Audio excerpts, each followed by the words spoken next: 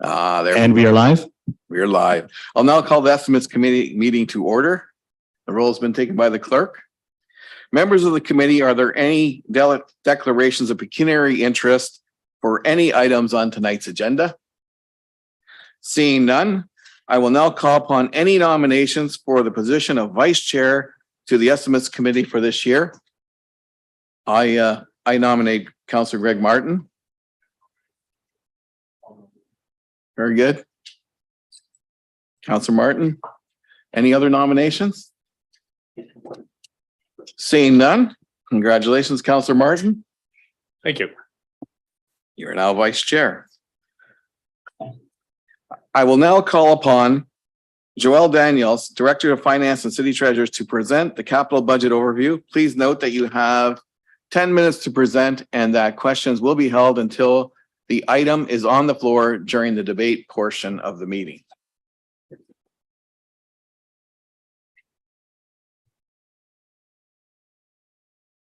Thank you, Chair Van Tilburg. I'm just going to wait till the presentation shows up.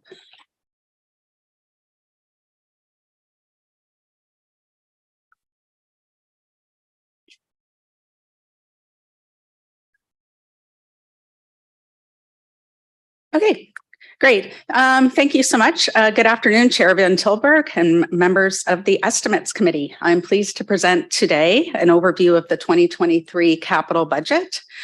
The development of this capital budget has been a corporate-wide effort, and I want to thank the executive leadership team, all departmental staff, as well as our finance team for their dedication shown in developing this capital budget.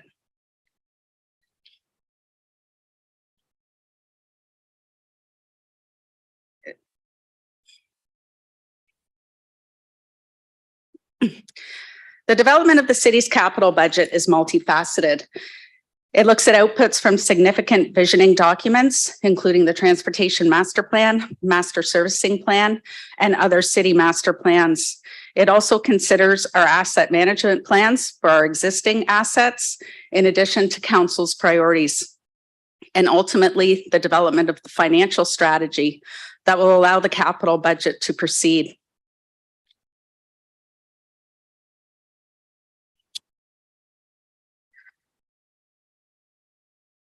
It's a little sensitive on the clicker here. So the 2023 capital budget document that was provided to the committee, and that is also available on the city's website, is broken down into two categories. First is the growth-related capital program, which reflects the new infrastructure that is eligible for the application of development charges and includes items such as new roads, underground assets, parks, libraries, and emergency facilities. The second category is the non-growth related capital program, which includes costs associated with the significant repair and renewal of existing infrastructure, as well as other significant one-time initiatives to be undertaken by the city.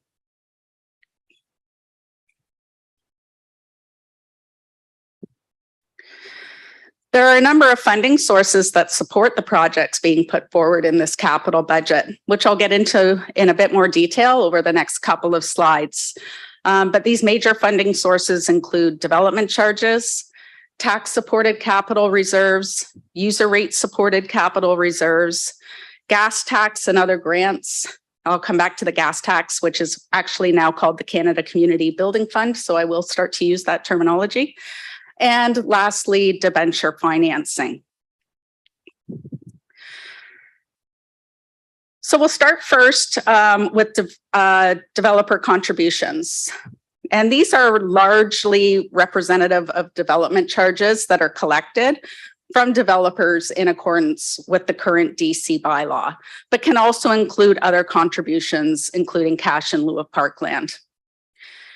DCs can only be used to fund the eligible growth-related portion of projects that have been identified in the city's DC background study. And as will be highlighted later in this presentation, the approval of Bill 23, the More Homes Built Faster Act, that will reduce the amount of DCs that the city collects over time.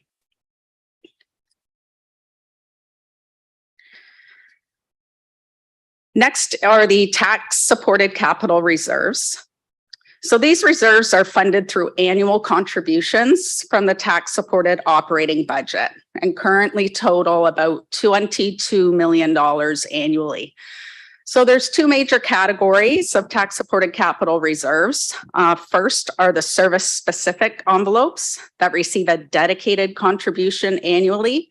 And those are for services such as roads, parks, Sanderson Center, IT, fire, and some others. And the second category is our general capital reserves that can be used to support any tax-supported capital need.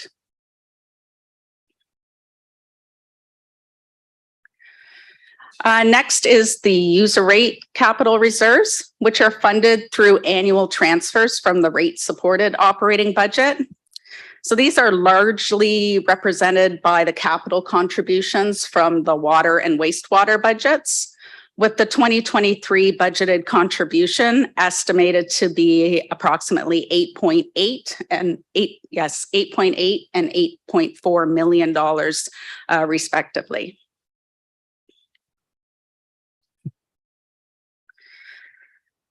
So next is the Canada Community Building Fund and other grants.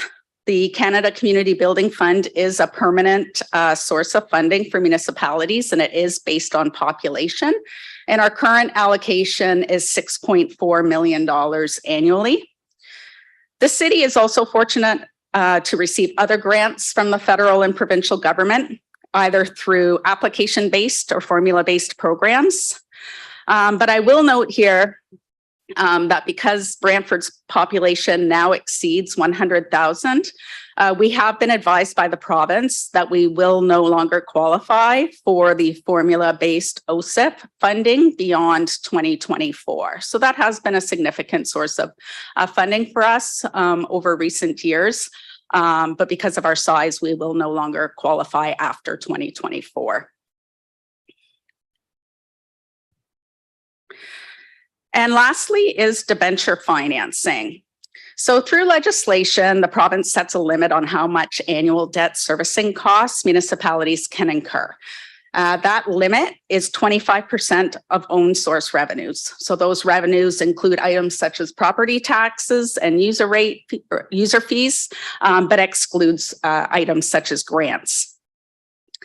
City Council has an approved internal debt servicing limit through its approved debt management policy. That cap is currently set at 7% for non-DC funded projects and can be extended to 10%. However, that incremental amount between 7 and 10 can only be used to fund growth-related debt that would be serviced through the collection of development charges. The city's current annual debt servicing equates to approximately 4% of own source revenues. That's where we are today. We have compared this to our core municipal comparators, including Guelph, Chatham, Kent, Kingston, Peterborough, Windsor, Brant, as well as other South Region single-tier municipalities. And our current servicing as a percentage of own source revenues is the lowest in that comparator group, with the exception of the city of Windsor.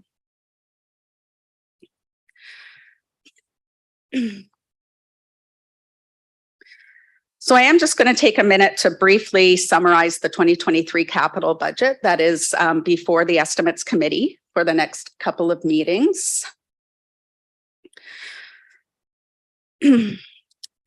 So the document that you've been provided with includes a 2023 capital budget that totals just over $101.2 million.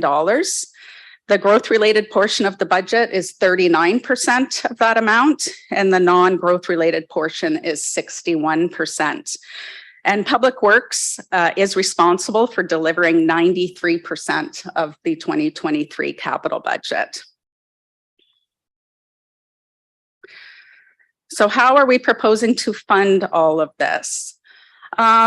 First is the development charges and growth-related debentures totaling 28% of the overall program. So it is important to note that the servicing costs associated with those growth debentures will be paid from DC receipts, and will not impact the rate or the tax-supported budgets. Next is Canada Community Building Fund at 6% contribution. Other grants and third-party contributions funding 8% of the budget. Tax-supported reserves are funding 29% and rate-supported reserves 24% of this budget. And lastly is our other debentures, with rate-supported debentures funding less than 1% of this budget and tax-supported debentures at 4%. Overall, in your 2023 capital budget, there's 203 capital projects that will be considered during this estimates process.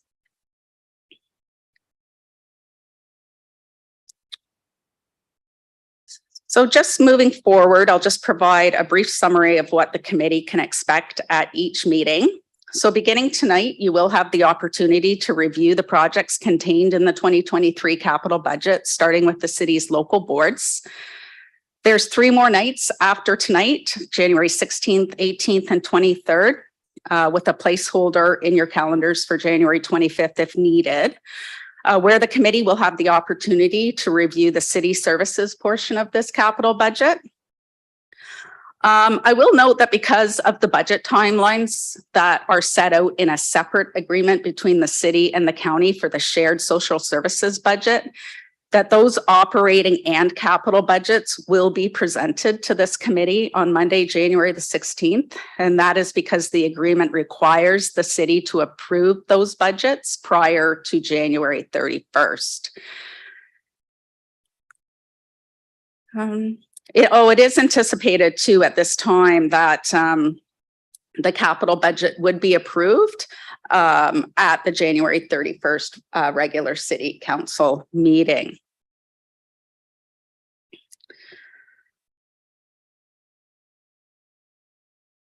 I just wanted to touch a bit on the 10-year capital forecast as well. So as a last step prior to capital budget approval, the estimates committee will be provided a report that outlines all of the planned capital projects over the 10-year capital forecast. It's important to note that this report will reflect a long-term capital plan that was developed over the course of many months prior to the very recent and unexpected passing of Bill 23.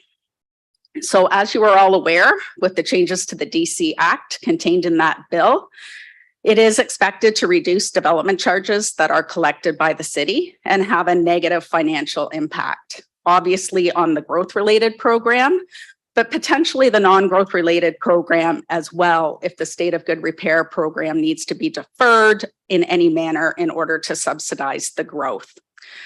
We roughly estimated in a report to council at the end of November, a $154 million shortfall, potentially resulting from the new exemptions and discounts that would be provided under Bill 23. The most significant impact to this is in the housing area, where DCs are no longer in eligible service and can no longer be collected to fund new housing builds. So staff will be developing a revised financing strategy for that program through the Social Services Committee in 2023. So staff recognize that there is uncertainty surrounding the long-term capital forecast, but we want to make sure through this process that the committee is made aware of the planned works over the next 10 years.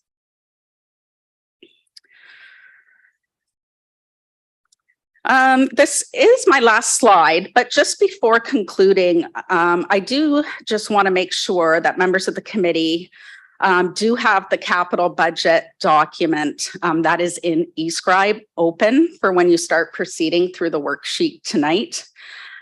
You will notice that at each step in the worksheet where there is a list of projects provided for your review, that there is a reference number for each project. That reference number corresponds to the page number in the capital budget document.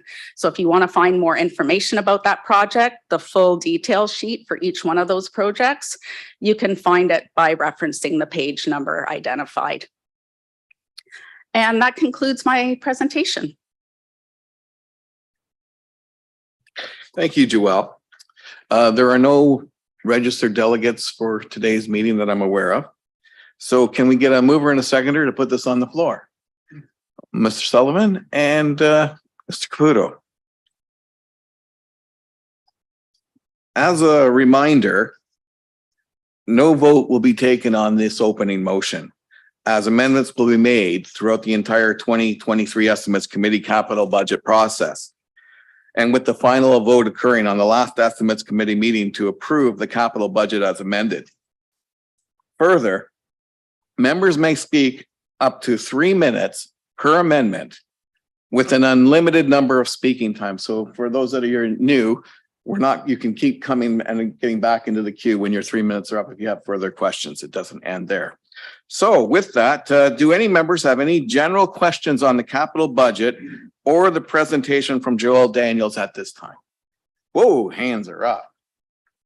Councillor Sless? Yes, thank you, Mr. Chair. Through you to Joel. Joel, the $9 million that we're no longer qualifying for after 2024 because of, I guess, surpassing the 100,000 population mark. While that door closes, does another door open for larger municipalities? Through you, Mr. Chair. I'll first clarify that we're not losing $9 million a year. So what that slide was indicating is that we are using $9 million of OSIF money to fund this 2023 budget, but that's been accumulation of prior years' receipts as well. So in the last few years, we've received anywhere from $3 million to $5 million annually for OSIF. I'm not aware of specific grant sources available to larger municipalities, but I do know that especially through the work of our Public Works Department in Guggen-Batra's area, they're doing amazing work and making sure the city is applying for every grant available through the federal and provincial government, and they've been very, very successful with that. Okay. It looks like Brian might want to add something there as well. So if I can through Mr. Chair, short answer is yes. That avenue for those funding under 100,000 will be closed, and we're gonna have to find other avenues. It's just not one source. There'll be a number of grants we'll have to apply to. Thank you. Councillor McCurry. Chair, thank you. And through you, Joel, thank you for a great presentation and an understandable budget. OCIF, could you expand upon that? Remind us what that alphabet soup stands for. Through you, Mr. Chair, I should have actually spelled that out on the slide. I believe it's the Ontario Community Infrastructure Fund. And did that replace some other acronym earlier? Another version of that? No? I really don't Okay. recall. We've been receiving the formula-based funding for at least 6 years now, so I do not recall if there was a predecessor program. Okay, thank you. Now, I believe the slide cited that we are going to be contributing 22 million to capital this year from taxes collected and other sources. Is that correct? Yes, that is correct. Through the city's operating budget, we contribute about $22 million annually to those capital reserves. And as of today, could you tell us what the anticipated increase will be for the operating budget? There's currently no proposed increase coming forward as part of the 2023 operating budget to increase those contributions. Yeah, thank you. But I'm talking about the global 2023 operating budget. What is your anticipated increase? Global increase. Correct. Staff are still working to finalize the 2023 budget that we're going to bring forward. So I really can't comment today. The original forecast report that went to the Finance Committee, I believe back in October or November, cited, I believe 4.79%, if my memory serves correctly. But we're working hard to mitigate that. Has that, to your recollection, has that number increased or decreased since first glance? It's hard to say. You're kind of putting me on the spot here because we are still working as a senior team to finalize the budget that we want to bring forward. Excellent. To the Thank you committee. very much. Mayor Davis. Thank you, Mr. Chair, and through you to Joelle. I'm not sure the number of the slide, but it's up towards the end. It's a proposed 2023 capital funding sheet. You got development charges, 28 million, 63. You know that one? If you can get that one up. Sorry, through you, Mr. Chair. I do have it here. I'm not sure if they're able to get it back up on the screen or not.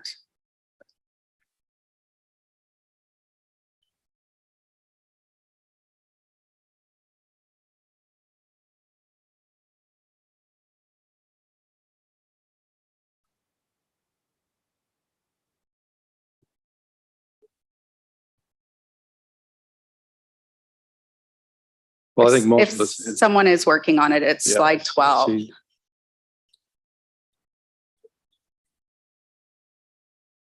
It's coming.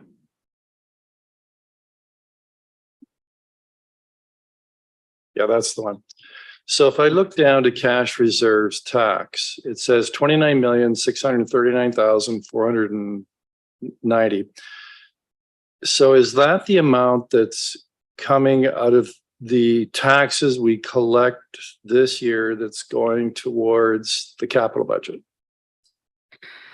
Through you, Mr. Chair, it's going to be a combination. A lot of these reserves are amounts that have been accumulated from prior years. I do suspect some of these would be relying on the base contribution that would also be coming from the 2023 budget, but not all of it. All right, well, that's what I'm trying to understand, because so we have the 28 million, that's development charges, the community building fund, 6 million and change, third-party grants. And I understand the cash reserves rate, so that's coming out of what we charge in water rates, that sort of thing. And then it says rate supported debentures, same thing, tax supported debentures. Let's stick with that one, 4,063,000. So does that represent what will be paid for debenture payments for this coming year?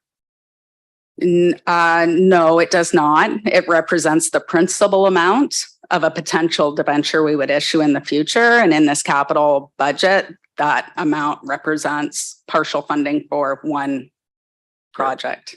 So of the entire budget of 101 million, 4,063,000 will come from debentures That are taxed. that where the servicing costs would eventually, if we ended up issuing a debenture for it, would fall to the tax levy in the future. Yes. All right. And in respect to the tax levy for 2023, how much of that tax levy will go towards supporting debenture payments? Through you, Mr. Chair, we have approximately. So when we look at our current tax supported debt, for 2023, about $5 million of the overall levy, which is approximately $177 million supporting tax supported debt servicing. Okay. We only have a handful of projects that are tax supported debt. Right. And you mentioned that we have this debenture limit rule that past councils have imposed 7%, I think you said. So is that 7% of the 170 million levy? 177 million? It's actually greater than that because it's a percentage of our own source revenues. So that's revenues we're able to generate on our own. So that includes property taxes as well as user rates and fees. So what money's collected through water and wastewater, as well as all of our recreation user fees, building user fees, anything we generate on our own. So it's actually a much larger number, closer to about, I believe it's around 250 or $260 million. All right. And is that Mayor Davis, you've hit your No, time. that's Would fine. you I like think to- that's Would you like to go back on the list? no, thank you. Thank you, Mr. Chair. Councillor Carpenter. Thank you, Mr. Chair. You're doing a fine job. Joel, thank you for your presentation and thank you for the documents. And I apologize. I did find the Excel documents after I spoke with you earlier, but I just want to be clear. The increase in the capital budget, there's no increase in the tax from the taxpayer for this capital budget. It's the same as the previous year. I think I heard you say that. Through you, Mr. Chair. So I was confirming that the capital contributions Yes. to our tax supported reserves will remain the same for 2023 as they were for 2022. Same as last year. And then one final question, Mr. Chair, if I may. So you talk about the gas tax being changed, of course, to the new name. Are we getting any provincial gas tax or gas tax money at all? We are still receiving provincial gas tax funds. Council may recall there was a plan by the province quite a few years ago now to increase those contributions. But they ended up pulling that back. So our provincial gas tax money that we receive right now is currently supporting enhanced operational services that have been provided through the transit budget over time. So we're relying on those gas tax revenues to offset the transit operating budget. So any enhanced services we put in over time, we use the provincial gas tax money to fund that. Okay, can you provide us with an update of that account, but those numbers are later on, not today necessarily, but when you can? Yep. Thank you. Thank you, Councillor Carpenter. Any further speakers? Councillor Slass. Yeah, just further to Councillor Carpenter's question, Joelle, are the provincial gas tax revenues, are they going up or going down? Through you, Mr. Chair, it does depend. I would need to look at the schedule. It does change annually because it's not just a population based, but it's a ridership based payment as well, about a 70-30 split between both. If it's okay with you, I can provide that information to members of council later. That would be fine. I guess where I was going with that, are we spending every nickel of that on transit enhancement? We are through the operating budget. It is funded. We are actually, when the province had made a promise to increase the provincial gas tax, we put in additional enhancements. And when they clawed that back, the enhancements we had added were actually larger than the annual provincial gas tax envelope we were receiving. So we're actually in the middle of a 5-year plan to wean ourselves off an amount of gas tax. That's impacting the operating budget about $75,000 annually. But the short answer is yes, we're using all that money to offset transit enhancements. So there hasn't been a reserve set up then to capture anything left over? We do have a reserve. We're required under legislation to have a reserve. Okay. But we're essentially using all the money. It flows into the reserve and we essentially bring everything out to fund the operational services. Okay. Yeah. Thanks a lot, Joelle. Thank you, Councillor Slass. Any further questions on the capital budget? Seeing none.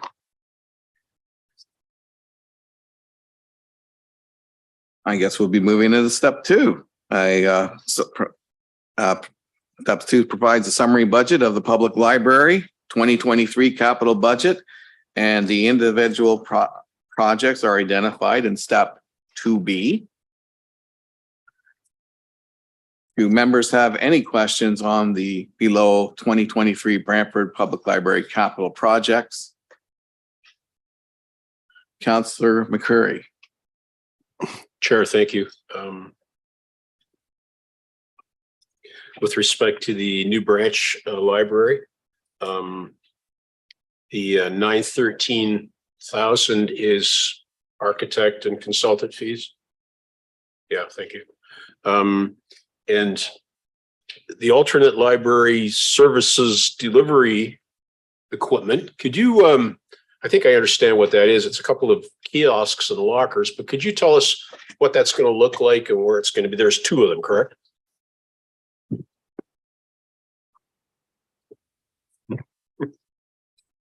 Through the chair. Hi. Sure. Yeah. So we haven't 100% decided where the locations are there. We last year we sort of reviewed options for alternative service delivery. So what we've settled on tentatively is essentially a vending machine for books is what one of them is. That would be the kiosk. And the other one is a holds locker. So someone pre-selects materials and then they can pick it up from this sort of locker. So it's a way to put collections closer to people. So we haven't decided locations yet because we wanted to secure the funding first. We'll be looking at we've had preliminary conversations with city partners about, we want to look at underserviced areas and we want to look at places where people go. Sure. So we have a couple priority kind of areas that we're going to be narrowing it down, but essentially we want to find a place that's convenient for people to go to, that they are sort of already used to going to. They can go pick up some books closer to home. Like the Gretzky Center? Possibly. Okay. So these are $102,000. So they're not the size of a Coke machine, I would presume, right? Correct. I think the one report I looked at said maybe it would house up to a couple hundred books was Okay, was yeah. one of them. Yeah. Okay. Mhm. And These- it's $51,000 each. So the 102 is to get two. Yeah. Okay. Yeah. So these would remain in service after the West Brant Library is built, though. It's not, you'd continue to use them, right? Through the chair. Yes, that's correct. And we can kind of move them around Yeah, also. yeah, sure. Yeah. And so your operating budget will increase by some amount of money to be able to service these, right? Through the chair. Yes, that's correct. We're calculating about a $5,000 operating expense for each. So For each one. 10,000 Yeah, total. okay. Yeah, thank you. And lastly, with respect to the lighting upgrades, last time I was in there, it was pretty darn bright. Is it, you're looking to be more efficient to save money? Is that the case on electric? I'm going to pass this one to Ken, if that's okay.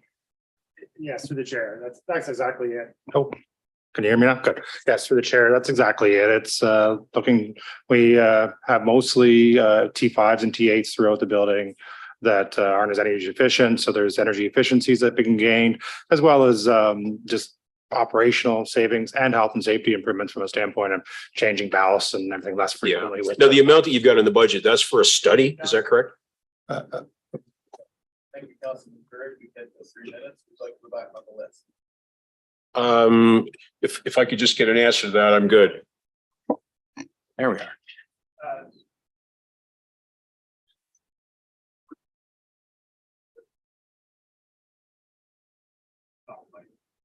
See the same. There we go. Through the chair. Yeah, it's not actually for a study. This would be looking at, we have an energy audit that's old. We need to dust it off, but we'd be looking at prioritizing the work and getting right into it as opposed to spending on studies. Thank you. Any further questions? No. Seeing. Oh, Councillor Carpenter. Go ahead, sir. You're right in front of me and I don't see you. That's okay. Thank you very much. I appreciate it. Just maybe to Joelle, the tax reserves is $177,000. That's part of the annual contribution tax reserve we discussed earlier that hasn't been increasing this year. Would that be correct? Through you, Mr. Chair, that is correct, Councillor Carpenter. Okay, and the $913,000 in development charges, we collected that from developers for this particular library, for this particular purpose. So the money needs to be spent on the purposes for which the development charges were collected for. Is that also correct? Yeah, through you, Mr. Chair. I missed some of what you were saying, Councillor Carpenter, but were you just looking for confirmation that the development charges being utilized for the library, the New Branch Library, are through the background study and they need to be used for that purpose? Yes. Yes. That's correct. All right. Thank you. Thank you, Mr. Chair. Thank you, Councillor Carpenter. Any further questions from the floor? Seeing none. We're going to move to step 2D, the John Noble Home. And I believe Councillor Sless has a conflict.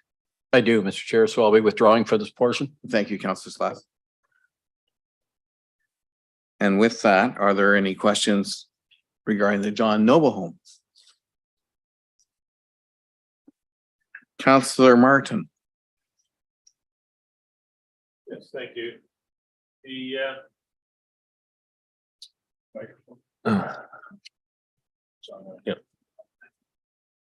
The generator replacement, will that be natural gas powered?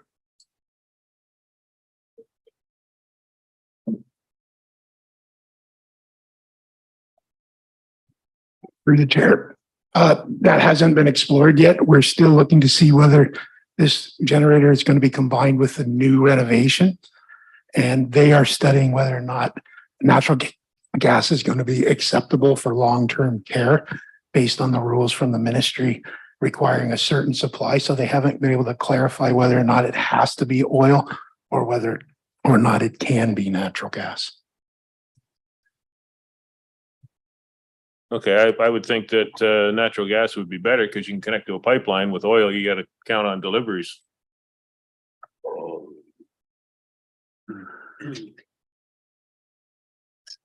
Through the chair, we're still waiting to hear back from the engineering firm. They're looking into it, but it is in discussion because we've asked if natural gas is a possibility.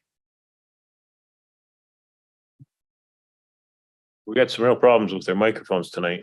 Hopefully we can resolve that fairly soon. I'm assuming then that solar with battery backup would not do for instead of using a generator.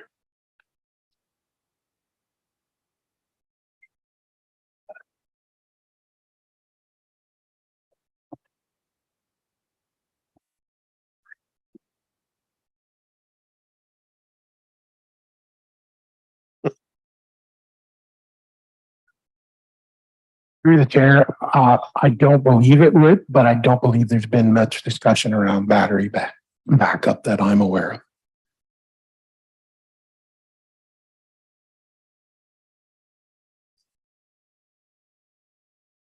Switching to replacement of Bell Lane Terrace roof and Mohawk Terrace roof, reference number 46.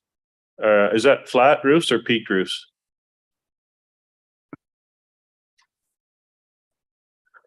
Through the chair, those are peaked roofs, currently asphalt and shingles.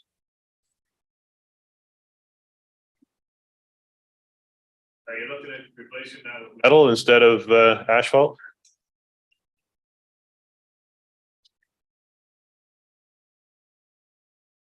We will be asking the consultant to give us both options of pricing. And you look at the full life cycle cost, not just the cost of the application. Okay, thank you. Thank you, Councilor Martin. Look at that, eh? Thank you, Councilor Martin. Mayor Davis. Thank you very much, Mr. Chair. For a while there, I thought I was going to need a buzzer, get your attention. How do you like it in the boonies? Yeah. Through you to staff the John Noble Home. So I'm looking at the source of the money to be paid for these capital improvements, and it's all tax reserves. So development charge is not a possibility when it comes to John Noble Home capital expenses.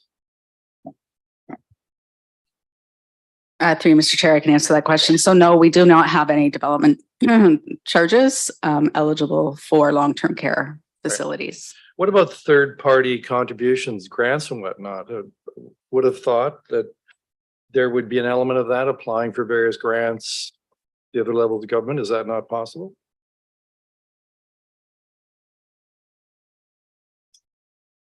By the levels of government, I don't mean the county. I mean,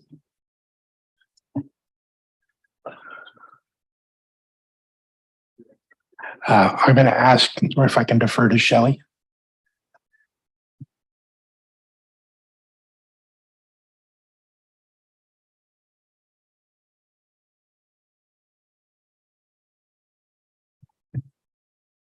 Through the chair, it automatically turned on for me. I don't know how that happened. Through the chair, the home definitely applies to all programs through the province of Ontario. The only program currently that we are able to apply for is for the new long-term care redevelopment project. Through the chair, there is a compliance premium that comes in to support some minor capital, but that's operational, and this capital envelope is outside of that. are there any federal grants? Through the chair, I'm not aware of any federal grants, no. And what does the home do to make sure that it's keeping abreast of various grant programs? You probably heard earlier this evening, we have someone here at City Hall that, well, depending on the department, they spend a lot of their time kind of doing scans of what grants programs are out there, making sure we take advantage of every possible grant program there is out there. Through the chair, we belong to Advantage Ontario, which is the municipal and not-for-profit long-term care group. And through that organization, certainly we would be made aware of any grant program coming to long-term care. Is there anyone at the home that has the responsibility to be doing that scan, paying attention, making sure the home's taking advantage of whatever grant programs are out there? So through the chair, I certainly have access to the ministry's long-term care portal, and I am certainly checking on that on a weekly, if not daily basis, because that is the avenue that all of those programs are announced through. My last question, I still have time, would be, it's item number 47. It's the building condition assessment. And so that's proposing to spend $72,000 to have a consultant come in and examine the infrastructure, the facilities, to determine what further repairs or capital projects need to be included in your long-term capital planning. When was the last time that the John Noble Home did this? Through the chair, the last time that it was done was through the city, I believe in 2014 through VRM Consulting. Right. And why is it you think it's necessary to do it now? Through the chair, I believe that to keep doing the continued 10-year plan, we need updated numbers and to restudy things like the roofs, for example, to see the condition based on their original estimates, whether or not that's accurate still at this time. All right. So you're saying the last time it was done was 9 years ago. Should it be done more frequently than that, or or is it something that can be included in the task list of an employee rather than a consultant? Through you, Chair. The average is about 3 years in long-term care, in my experience. That every 3 years we do a BCA, which is a building condition assessment. Just one last question, Mr. Chair. So why Mayor 9 years? Davis, you have hit your time. Would you like to go back on the list? Yes. Very good. Councillor McCurry. Thank you, Chair, and through you. Welcome, folks. We have a number of classes where we're doing a 10-year replenishment of some of our minor equipment. The first item, support services equipment. I'll ask my question generally about this, but it applies to some of the other items as well. So do we have a total accounting for the value of this class of assets? Through the chair, I would have the book value minus depreciation, obviously through the accountant, but I don't have that, but I could provide if you wanted. Yes. Are you basing your annual contribution on a percentage of that total asset class value? Through the chair, yes, based on industry standards. So that's how you're determining this and a number of other categories, right? Through the chair, this really is a placeholder for needs. I would suggest that through the chair, we could easily expand on that. And through the chair, I think the building condition assessment and the capital asset program that we're currently working on will help us get further in narrowing those numbers down annually. Okay. The John Noble Home Bell Lane Terrace refurbishment. Can you help me out with which section of the building is Bell Lane Terrace? Through the chair, that is the 26-unit apartment complex that is attached to the building. Okay. That is a department of the John Noble Home. It is not the apartment unit on the corner. So this was, construction date was? Through the chair, 2009, I think. Through the chair, I believe they started moving in at the end of 2005 and in 2006. And we're refurbishing already. Through the chair, yes, we're refurbishing some of the units as we turn them over. Certainly. Okay. Flooring. You refurbished them prior to a new tenant. Through the chair, that's correct. Yeah. Okay. The exit signage, you're converting the signage that we're all used to, as are most of the folks who live there, to the funny little green running guys, right? Like we have over there. Is that a legislative requirement? Through the chair. So on any redevelopment or any upgrades, they would do that. So we have most of the building actually on the Running Man system already. It's just the core because that area hasn't been renovated. And it's a mixture of, some of them are older and some of it's the older technology. So Okay. we have a challenge through the fire department and the So annual you need to be inspections. consistent, right? Correct. Electrical panel upgrade. If I recall correctly, it's sort of a mishmash of electric systems in there, isn't it? Correct. You still have that tunnel underneath? Correct. Okay, so are you looking at combining some of this stuff? Is that why you're using a consultant? Through the chair, yes. And some of it is 1950s, but a lot of the 1950s panels were replaced within the last 15 years. There's some still 1950s and the rest would be from the 1980s. Yes, I believe I've seen some of that stuff. Thank you. Thank you, Councillor McCurry. Whoa, any further speakers? And seeing none, we'll go back to Mayor Davis for a second. Yeah, thank you, Mr. Chair. I had one further question. It had to do with that number 47. So it's been about 9 years since it was done. It was the city that did it. So why hasn't it been done within the last 9 years if it should be done every 3 years? Through the chair, this was the first time we had the funds in our capital program to put it in. Through the chair, also, we were doing some major construction projects and new builds. And through the chair, this just made sense to do it now before we get into just the last redevelopment. Thank you. Thank you, Mr. Chair. Thank you. Any further questions? And just to verify, we're on 2E. And if you see anything in the listings there, separate motions are required and amendments to individual projects that are identified here. So I think we're at last call for that. If there's any more questions. Seeing none, we'll move to the next step. Do members wish to make any motions to add to the proposed 2023 capital budget as presented? It's very silent there. Okay, I guess we just move past that very quickly. 2G capital budget provides a summary of the Brantford Police Services 2023 capital budget. Individual projects are identified at step 2.1.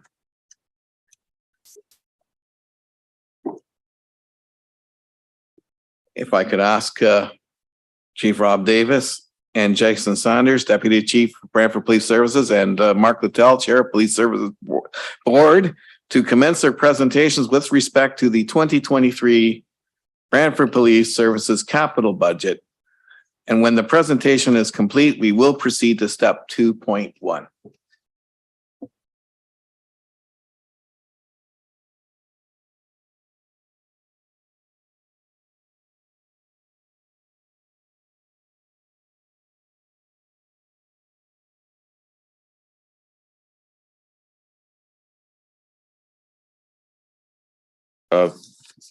Can you hear me? There we go.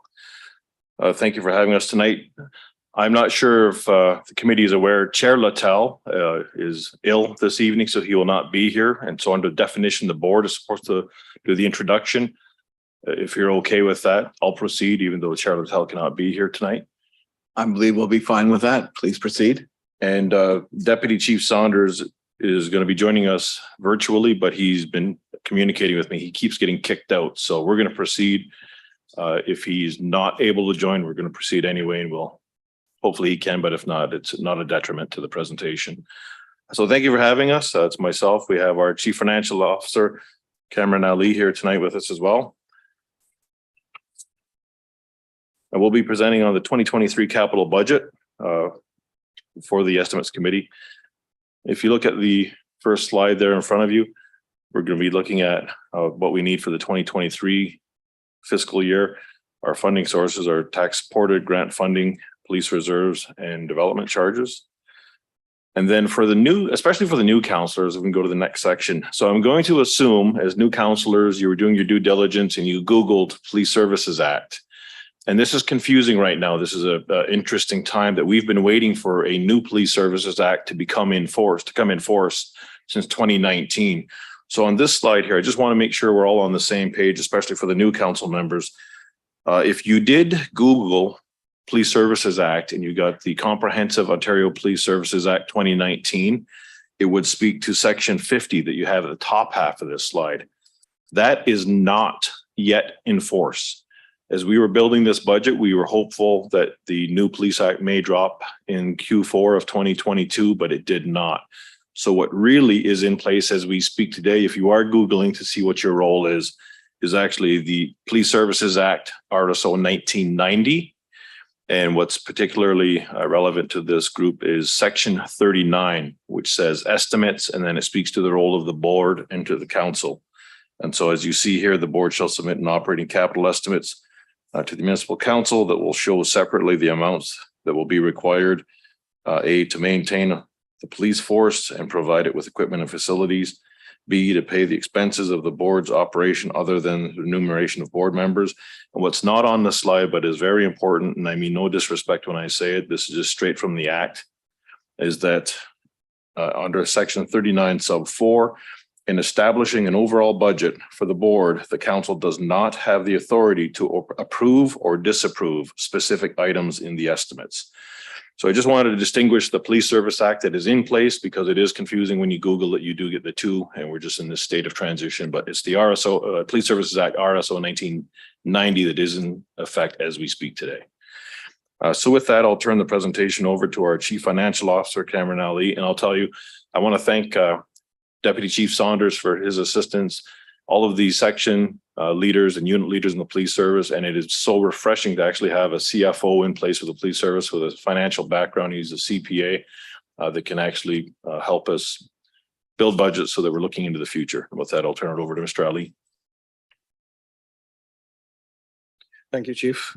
So going to talk about the capital budget comparison. This slide talks about the comparison for the other police services of a similar size, either due to population or crime index. As you can see, these are the numbers related to 2022. The Brantford our capital budget ask was 956,000, which is the lowest of all the other police services compared together. For the average ask for 2023 to 2032 is $1.2 million, which will still be lowest amongst all the comparative police services. In terms of the capital budget, there's about 20 projects that we're bringing it forward for the police service. Total ask of $2.169 million. One key thing to note that 40% of that is being funded through the police funding or the police reserve, and the 60% is, or $1.3 million is through the city funding. Obviously the capital budget has been approved and gone through the board approval process. So we're looking for that approvals. Kind of moving into different areas. For example, fleet services, we're looking about 777,000.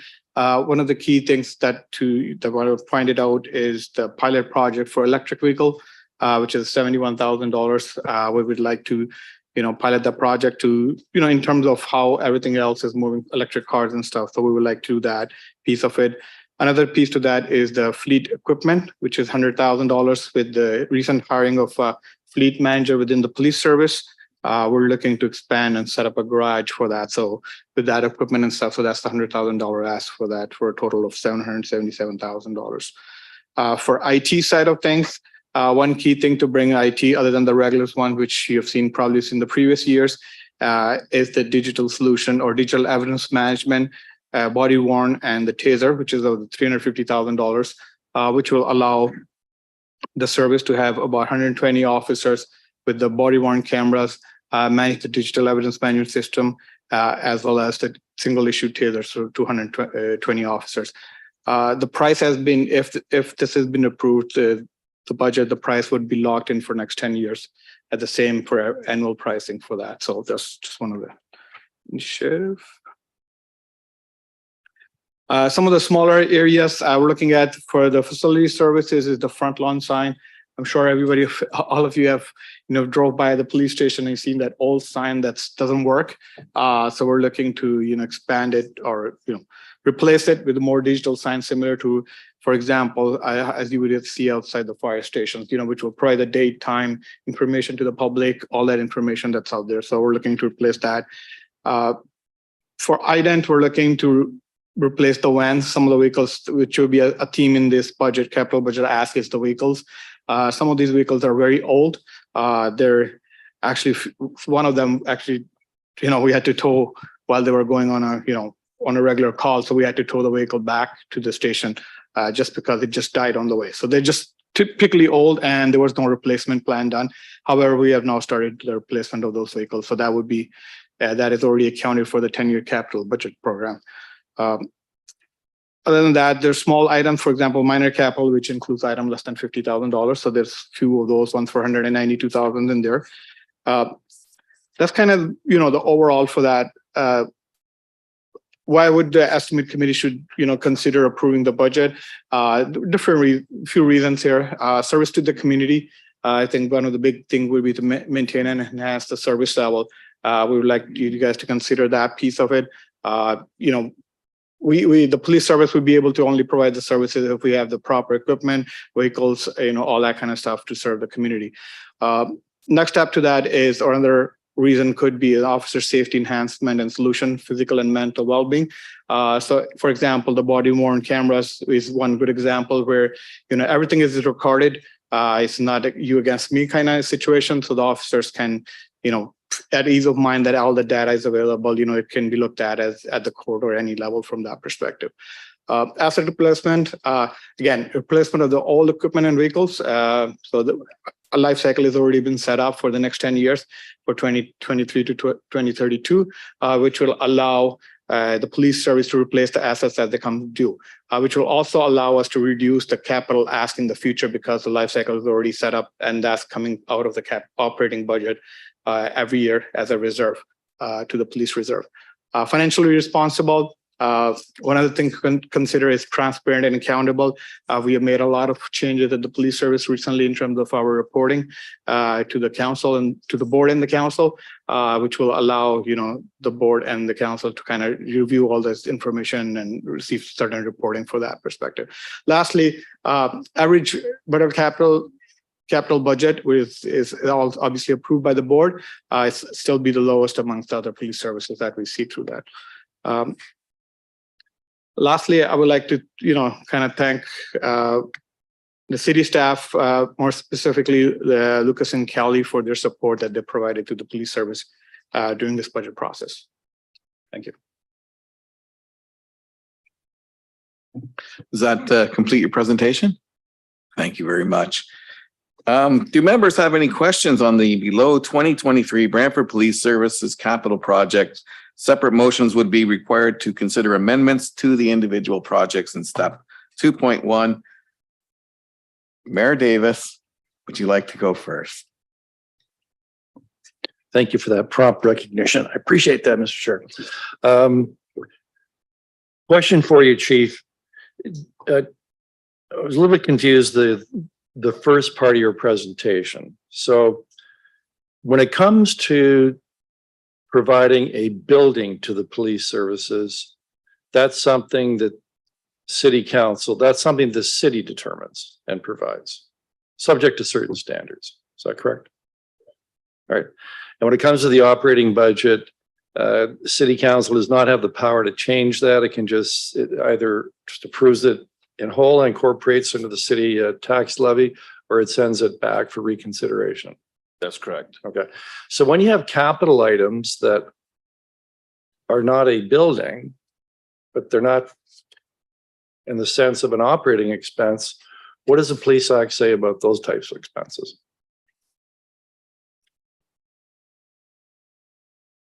Just bear with me.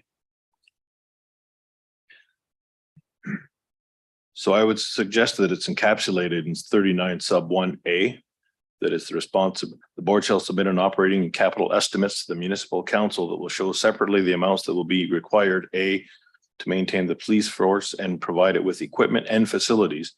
So I would suggest that your question about capital assets, capital projects would be encapsulated in that 39(1) sub A. All right, so what does that mean? Do we have the ability to say either approve or not approve of certain items? Based on my experiences, if you do not approve, then you send it back to the Brantford Police Services Board, who will then take a second look at it. All right, so how's that different than a capital when it comes to building? Is that dealt with in a different section of the act? No, the position that this council and the board have taken is that the city owns the building and that you will be the driving force in it. However, throughout that process, and I don't want to go down a rabbit hole, the police service and the police services board position is that we have to be having a robust dialogue because the obligation is to meet adequacy standards and provide the equipment and facilities. Okay, and you mentioned there were changes in the act coming to, so how in particular will those changes impact on what we just discussed? I would suggest to all of the council, when you have the time, it's the Comprehensive Ontario Police Services Act, Section 50, which is very specific to municipal board finances, and it is quite extensive as to how that's going to play out. A lot of the language is the same, that you have to provide adequate and effective policing in the municipality, pay the expenses of the board's operation other than the remuneration of board members. You will be estimates that will be submitting for operating and capital estimates. The municipality will show separately the amounts, so very similar. To provide adequate and effective policing in the municipality, very similar. Pay the board's operation other than remuneration, so those are very similar. But there is a dispute mechanism where right now what happens is that if you were to reject the budget, operating or capital or both, it would go back to the board. And if the board felt that the funding was insufficient to provide adequate and effective policing, there could be an appeal made to the OCPC, Ontario Civilian Police Commission.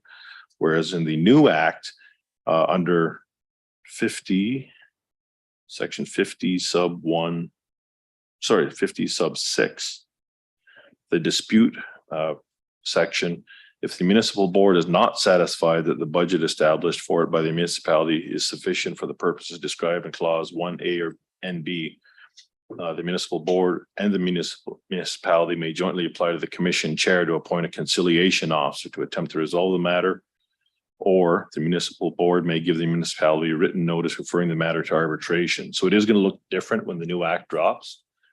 We have no idea when that new act will be enforced. So we were hopeful 2022, we were hopeful, 2020, we were hopeful in 2021. In 2022, we were hopeful it would drop in the fourth quarter. And so now we're hopeful it'll drop in 2023.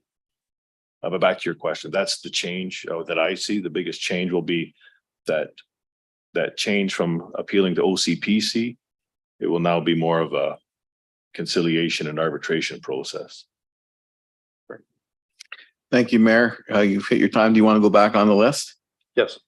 Very good. Councillor Celeste. Thank you, Mr. Chair, and welcome, gentlemen.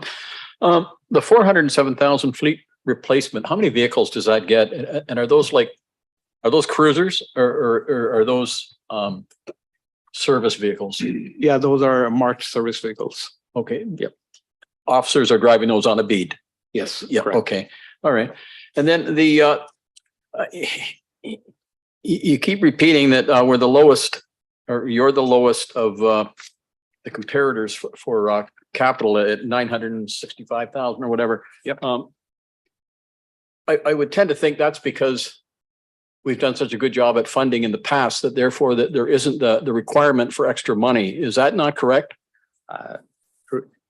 With due respect, I will disagree with that, just because the reason we were like, what funding was that? If we were funding was adequate, we wouldn't have come forward with that kind of capital ask. That's right. So I think we're doing better than other cities at funding in the past. And that's why we're low now. Like we've kept up with things and they're catching up with things. That would be my guess. It's a statement. It's not a question. I'm sorry. Thanks a lot. Thank you, Councillor Celeste. Councillor McCurry. Sure, thank you. Through you're welcome, guys. Thank you for the comprehensive list of minor capital. Do we need new dogs this year? Not this year. Good for dogs? Good for dogs. Can you consider hiring my dog next year? If it has the expertise and can pass the physical, we can definitely consider We'll it. talk later. Thank you for that. The storage area network, is that hardware or software? It's the second item on your capital list. That's the hardware. Okay, and the same for the network core switches? Those are hardware as well. Okay. PC lifecycle program. Do you have a total value for that asset class? And is this number arrived at just as a percentage of that every year? So what we did for this one, so on the multi-year budget for the 10 years, we looked at number of computers we have, including the desktop and the laptops.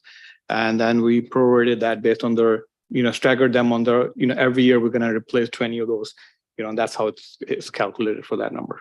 And most of what you do lives on programs that are in the building, right? You don't do a lot of stuff online. It is in the Right. building. Yep. Yeah. Okay. Pilot project electric vehicle. Is it a cruiser? No, it would be, we were looking at admin vehicle, which would be used towards, when the courses, conferences, all that kind of stuff. Not So the cruiser or that's anything. a vehicle that staff use to go away to basically to train. Correct. Okay, gotcha. Traffic unit radar. Do we own a device that allows you to measure and enforce noise? I'll take that one. Through the chair, I'll take that one. No, we don't. In Ontario, we don't have legislation that supports the use of the decibel meters like some other provinces. Okay. All right. What the heck is a drying cabinet? When we seize, through the chair, when we seize items at a crime scene, say someone's been stabbed, there's blood on a shirt, we need to dry the item in a specific way. And when you say a drying cabinet, is that what I would call a dryer? No. Okay. It's more of a sealed device. Gotcha. Okay. And so that's similar to a drying chamber, which is another item on here? So I don't come through the chair. I don't come from the forensic space, so I can't speak to the level of detail a forensic officer could. They're different. They're items. two different things. Fair enough. Oh, sorry. I see the deputies. Yeah, through the chair, I can answer that question for you. Cabinet and chamber, it's just different sizes for different sizes of evidence that is seized. Okay, thank you. What is YubiKeys? That's Smart Squad YubiKeys. Yeah, so that's the software, the back end for the Smart Squad to make sure it's working correctly. So that's just for that. Okay, what's Smart Squad? Through the chair. So we are leading the province where we have digitized the function of the police officers. So we used to see the old paper notebooks. Yes. It's replaced that with an electronic version of notes, and then it integrates seamlessly. So the officers writing their notes, creating their occurrence report, and then it migrates from there to our record management system. So it's a modern version of the notebook and other paper. So are you going to have every officer equipped with a camera this year? A uniform camera? Through the chair, if we get the Axon DEMS part of this, it'll be 100 and 120, as Mr. Ali said. Yeah, okay. Thank you very much. Thank you, Councillor McCurry. Councillor Martin. Thank you, Mr. Chair. As Vice Chair of the Board, the Chair has asked me to pass on his apologies for not being here. He's quite sick and unable to attend. Councillor Celeste asked the question, how many vehicles does the 407,000 represent? I don't think you answered that part of his question.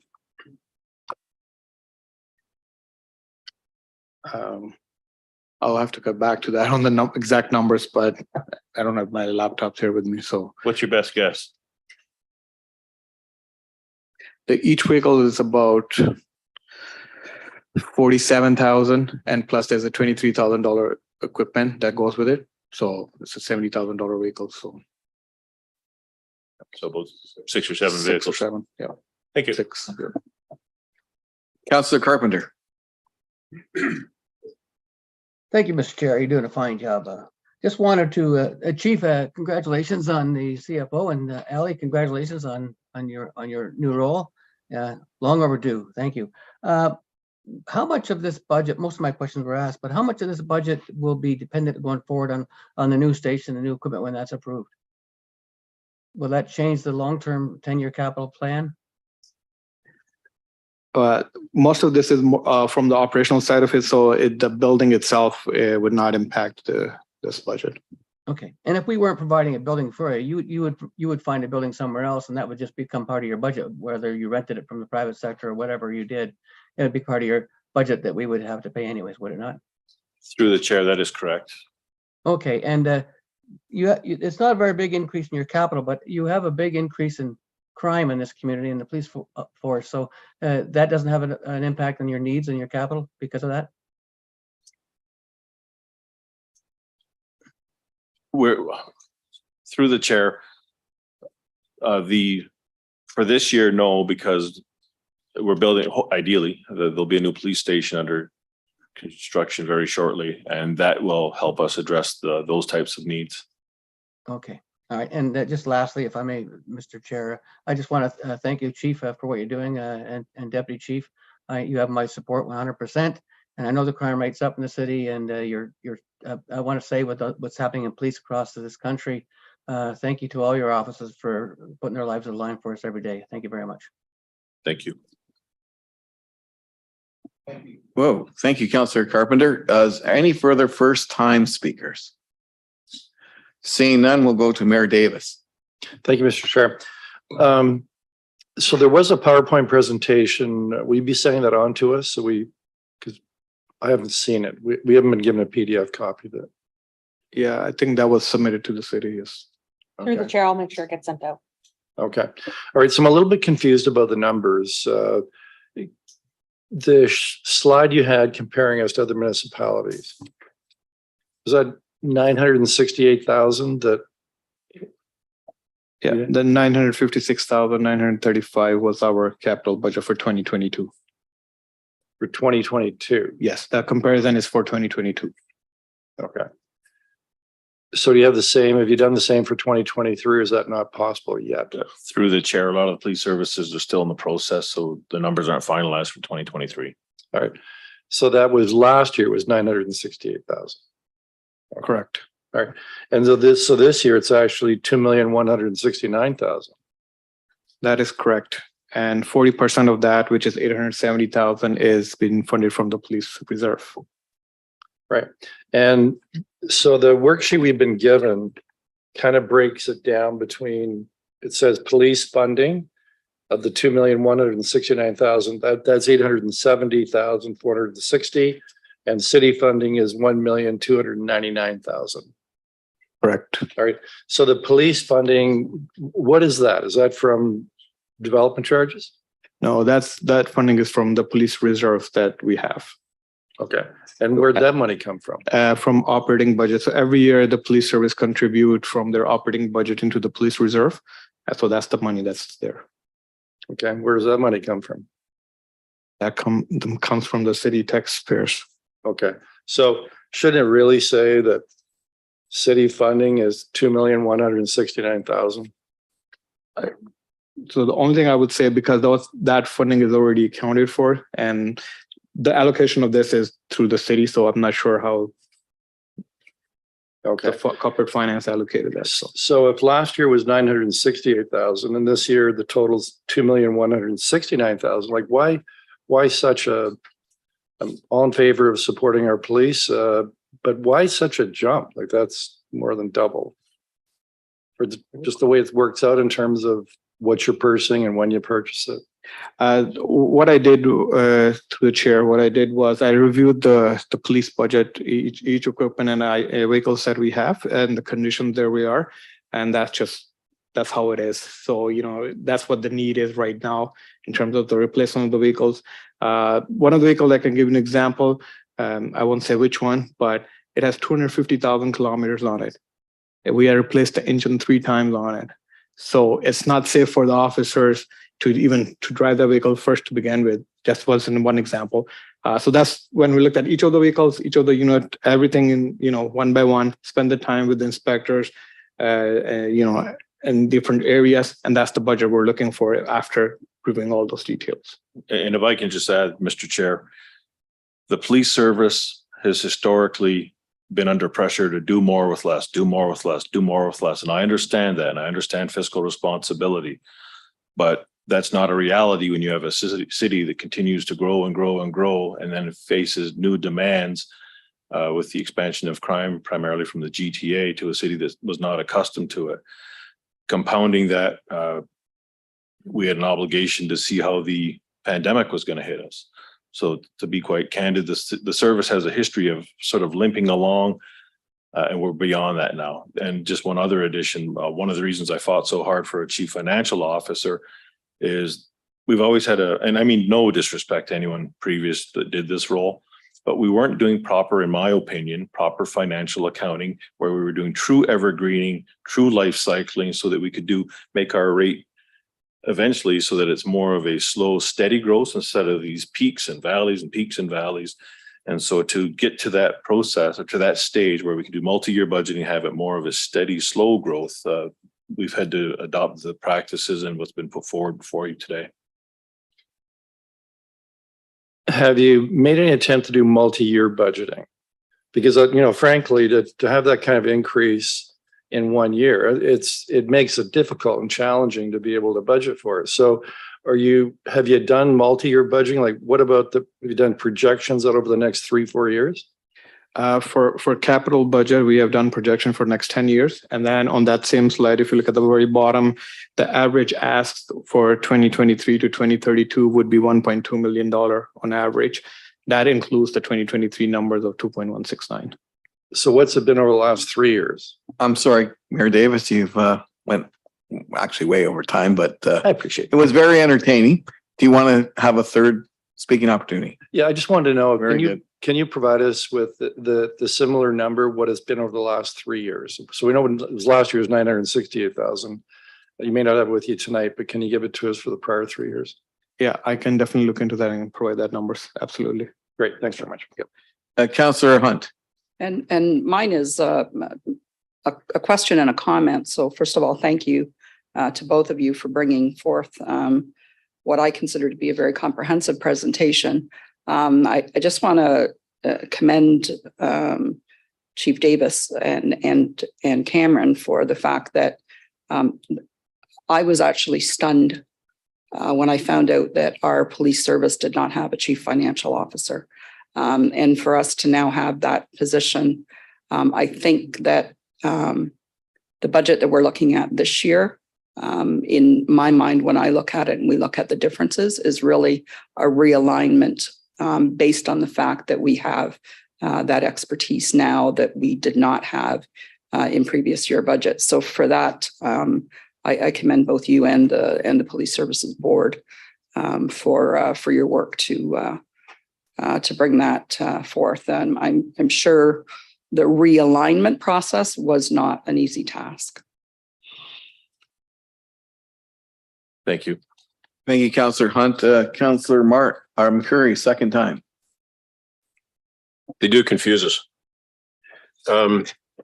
If I recollect, you're moving towards a blended fleet, some owned, some leased.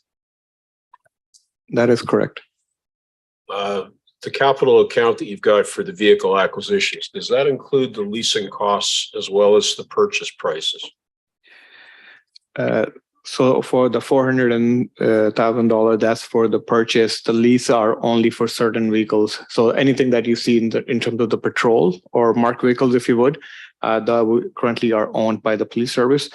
There's other vehicles that are not marked or unmarked, as we call it. Those are leased through that. And there's different reasons for leasing versus buying, not just financial, but more operational. And where does the cost of the leasing appear? Is that in your operating budget? That is correct. Okay, so the total, got it. Okay. Disposition of vehicles and surplus equipment, that goes into your reserve account? That is correct. It goes to recycle back into that. Yeah. Right. Okay, thank you. Thank you, Councillor McCurry. Councillor Martin, second time. Thank you. Just following up on the mayor's line of questioning, the 900 and some thousand from 2022, that compares with the 1.29 for 2023, is that correct? Correct. Do you have the number for 2022 that will compare to the 2.1 million? No, so I'll have those numbers ready for you. Okay. And can we have what the comparators spent in that respect as well? Correct. And one of the things the city's looking at is automated speed enforcement. I've heard that some places have automated noise enforcement for noisy mufflers. It's the same kind of thing. If it detects a noisy muffler, it takes a picture of the vehicle and sends them a ticket. Is that something that we can't do because we don't have provincial legislation defining the noise level? I'm not familiar with that program, so if you can let me look into that and get back to you. I wasn't aware of that program. Yeah, it's a rumor I've heard. I don't know how accurate it is either, but yeah, if you could check into that, that'd be great. Thank you, Mr. Chair. Thank you, Councilor Martiner. Any first, second, or third time speakers? I think we ran our whole course. Seeing none, I want to thank the presenters, Chief Davis and Deputy Saunders, for coming. And we can move on to the next portion. Do members wish to make any motions to add to the proposed 2023 capital budget as presented?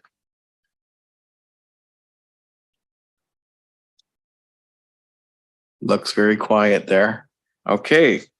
I would, we haven't made any changes, but would you like to, Joel, would you like to state what the numbers is just to remind us where we started and where we remain? Yes, I can do that. So if we just were to flip back to 1B, the budget that was on the floor is $101,222,042, and that's where we remain at the end of the night. Thank you very much. Our meeting is now complete, and we recess until Monday, January 16th, 2023 at 4:30 p.m.